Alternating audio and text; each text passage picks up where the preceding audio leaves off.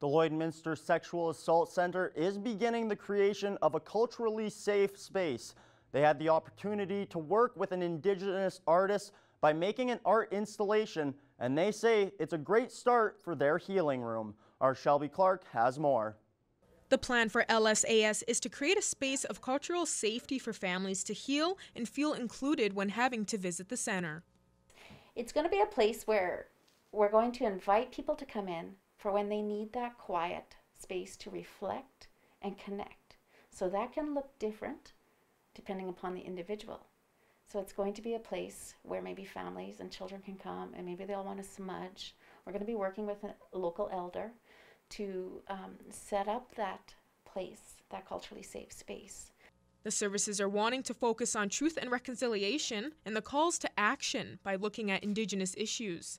The healing room is generally a safe space for everyone, but they want to especially foster towards Indigenous inclusion. The hope is to educate every individual in the community. So what the pieces are is there's 7 pieces altogether that create the art installation. Of these 7 pieces, they represent the 7 sacred Cree teachings, which include love, respect, honesty, courage, wisdom, truth, and humility. And so all of these kind of encompass what I hope the healing room is able to offer to the people who are seeking help and comfort. Mackenzie's art was first found on social media, which gave the services inspiration for her artwork in their new space. The pieces intentionally have animals and bright colors to show different aspects of the healing process that will help ground people. Each piece took hours to create. I think being a young Indigenous woman who has also experienced sexual violence in my life, it was something that was, 1, very healing for me, but then 2, allowed me to look towards our future generations and how are we going to create a safe space where people can truly heal. And so, yeah, it's been an incredible journey that has taken me to places in my own healing journey that I didn't think was going to happen. The staff hope this added piece will make people more comfortable and help solidify the relationship with every member in the community. Shelby Clark, Primetime Local News. It's time now for this week's retrospect. Here's Blake Nath.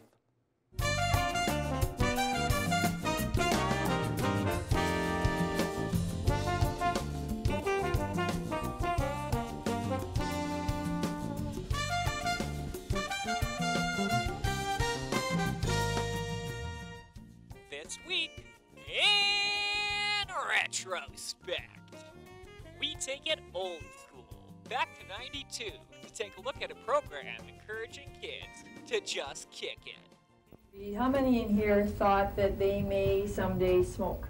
Elementary schools are getting involved in the fight against smoking. Kick It, a non-smoking unit, is in the grade 5 curriculum at Father Gorman Elementary in Lloydminster. In grade 5, they're so innocent. The problem is that they strongly believe that they won't be smokers. The school's vice principal, Deb MacArthur, says the course is based on awareness. However, she adds students experience a conflict when exposed to real life. As a rule, they don't make the relationship of someone dying to smoking, because we have other terms for it. Even if it's cancer, they don't relate it to dying or to the smoking. Statistics from the Canadian Council on Smoking and Health say most young smokers pick up the habit before they are 17, and that 1/10 of smokers in Canada are between 10 and 14 years of age. And teens are a market for cigarette companies, as their yearly intake is worth over $500 million. MacArthur says peer pressure plays a big part in children smoking. She says most children start once they spend more time with friends. And very often students that I've taught in the past, and they've all said the same things, no, I won't smoke. I see them, down in the mall or around in the restaurants, and they're smoking. So you know that the peer group has a very strong hold on them. And in '97, a lucky Lloydminsterite wins a trip to Holland for a surprise visit with his mother. Welcome to The Surprise Show, a popular talk show in Holland that grants wishes. The honored guests, Lloydminster residents Bob and Janet Michaels. In November, Bob's sister in Holland wrote to the show describing her 91-year-old mother's last wish, to see her youngest son one last time.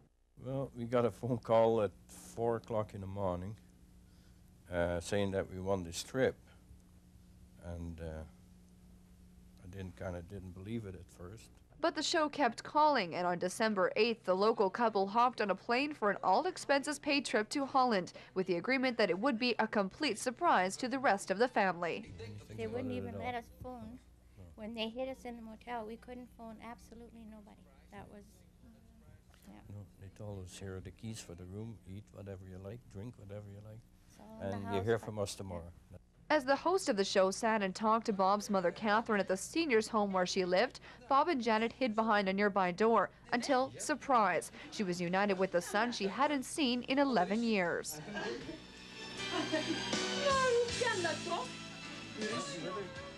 And to be picked, you know, how many letters?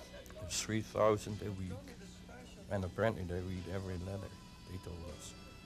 And then they have a staff that reads the letters, and they pick out what they think is good for the show, and then the host goes over it and he picks the one that he wants. And that's it for this week in Retrospect. Retrospect this week is brought to you by Webb's Ford. Worth your while to drive the extra mile. Webb's Ford in Vermilion. Now we'll go to our Shelby Clark with a second look at your evening forecast.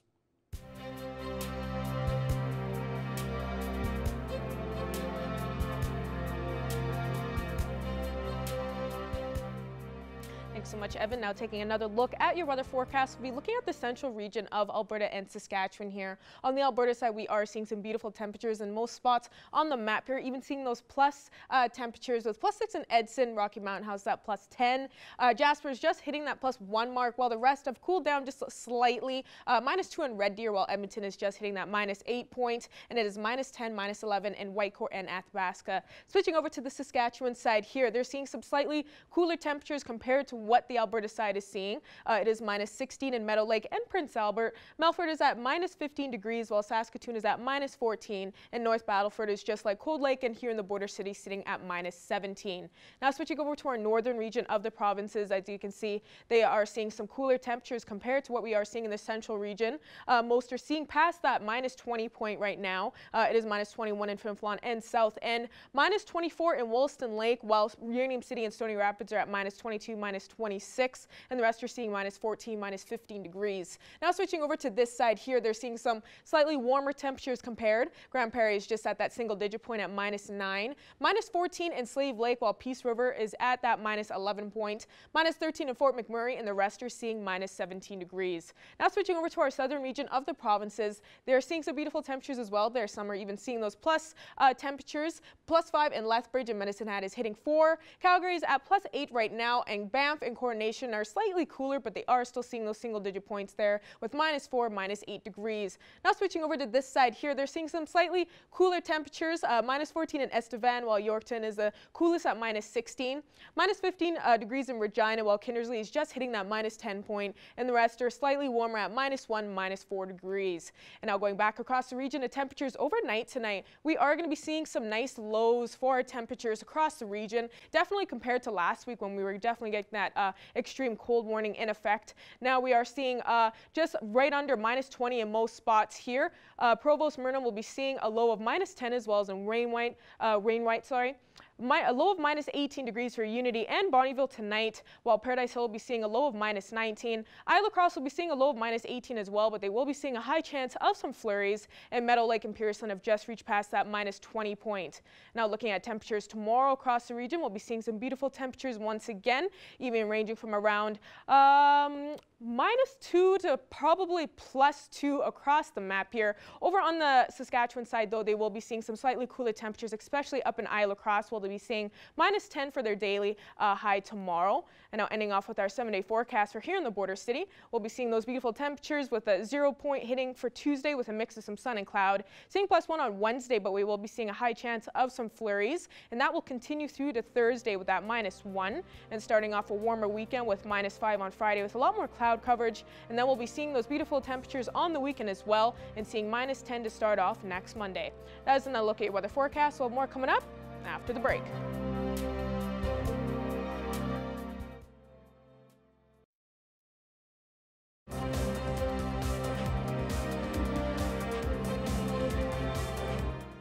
this past Sunday wrapped up the final week of the NFL's regular season, and Evan, it definitely did not disappoint. No, Jace, definitely did not. In that final game there between the LA Chargers and the Las Vegas Raiders, it went all the way to the very end of overtime where Vegas was able to kick a field goal and cash their ticket into the playoffs. But really, Jace, it was down all the way to the final second to really decide who will be in this year's playoffs. So now we know that Vegas is in. Who else is in the AFC?